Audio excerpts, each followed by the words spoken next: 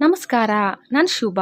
ನಮ್ಮ ಬಚ್ಚಲಲ್ಲಿರೋ ಬಕೆಟ್ಸು ತುಂಬ ಗಲೀಜಾಗಿದ್ದರೆ ಈ ಒಂದು ಇಂಗ್ರೀಡಿಯೆಂಟ್ಸ್ ಹಾಕಿ ತೊಳೆದ್ರೆ ಸಾಕು, ನಿಮಿಷದಲ್ಲಿ ಕ್ಲೀನ್ ಮಾಡ್ಕೋಬೋದು. ಕುಕ್ಕರಲ್ಲಿ ಏನಾದರೂ ಮಾಡೋವಾಗ ಸೈಡಲ್ಲಿ ಲೀಕ್ ಆಗ್ತಾ ಇರುತ್ತೆ ನೀರೆಲ್ಲ. ಲೀಕ್ ಆಗಬಾರ್ದು ಅಂದರೆ ನೀವು ಕುಕ್ಕರ್ ಬೆಲ್ಟ್ಗೆ ಒಂದು ಸ್ವಲ್ಪ ಕುಕ್ಕಿಂಗ್ ಆಯಿಲ್ ಅಪ್ಲೈ ಮಾಡಿಬಿಟ್ಟು ಹಾಕ್ಕೋಬೇಕು ಮುಚ್ಚಳಕ್ಕೆ.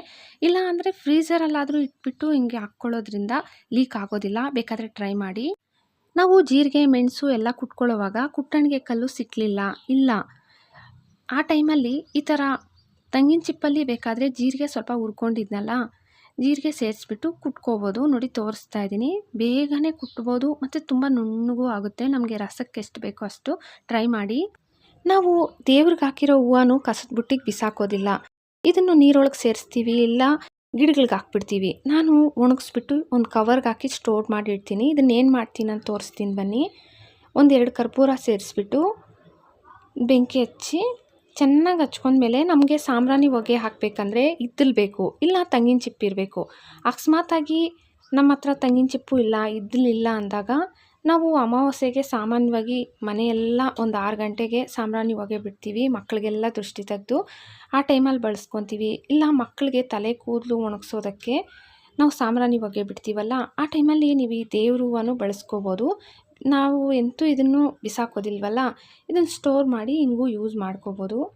ನಾವು ಕಾಫಿ ಪುಡಿನೋ ಟೀ ಪುಡಿನೋ ಯಾವುದೋ ಪ್ಯಾಕೆಟ್ಸಲ್ಲಿರೋವು ಸ್ವಲ್ಪ ಬಳಸ್ತೀವಿ ಮತ್ತು ಹಂಗೆ ಇಟ್ಬಿಡ್ತೀವಿ. ಅದು ಪ್ಯಾಕೆಟ್ ಹಂಗೆ ಓಪನ್ ಇದ್ದರೆ ಜಿರಳೆಗಳೆಲ್ಲ ಓಡಾಡಿಬಿಡುತ್ತೆ. ನೀವೇನು ಮಾಡಬೇಕಂದ್ರೆ ಒಂದು ಸ್ವಲ್ಪ ಚಾಕುನು ಬಿಸಿ ಮಾಡಿಕೊಂಡು ಸ್ವಲ್ಪ ಅಲ್ಲಿ ಎಲ್ಲಿ ಕಟ್ ಮಾಡಿರ್ತೀರೋ ಅಲ್ಲಿ ಎರಡೂ ಕಡೆ ಹಿಂಗೆ ಅನ್ನೋದ್ರಿಂದ ನೋಡಿ ಒಂದು ಸ್ವಲ್ಪನೂ ಓಪನ್ ಇಲ್ಲ, ನೀಟಾಗಿ ಕ್ಲೋಸ್ ಆಗಿಬಿಟ್ಟಿದೆ.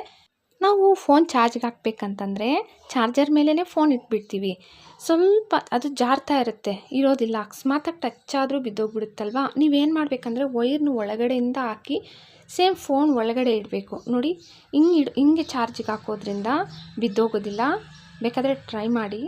ನಮ್ಮ ಬಾತ್ರೂಮ್ಸಲ್ಲಿರೋ ಬಕೆಟ್ಸು ನಾವು ಎಷ್ಟೇ ವಾಶ್ ಮಾಡ್ತಾಯಿದ್ರು ಕ್ಲೀನ್ ಮಾಡ್ಕೊಂಡ್ರು ಈ ಥರ ನೋಡಿ ಬೆಳ್ಳಗಾಗ್ಬಿಟ್ಟಿರುತ್ತೆ.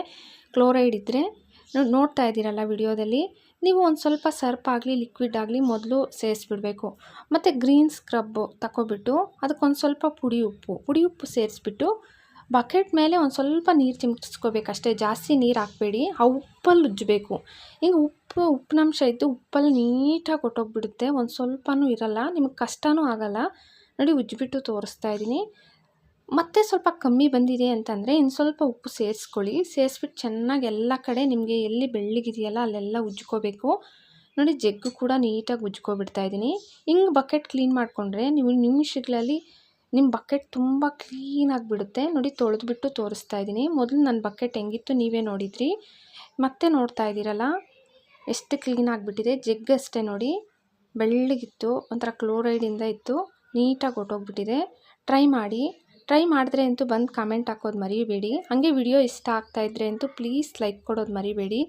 ಸಬ್ಸ್ಕ್ರೈಬ್ ಮಾಡಿಕೊಂಡು ನಿಮ್ಮ ಫ್ಯಾಮ್ಲಿ ಫ್ರೆಂಡ್ಸ್ಗೆ ಶೇರ್ ಮಾಡಿ. Thank you friends.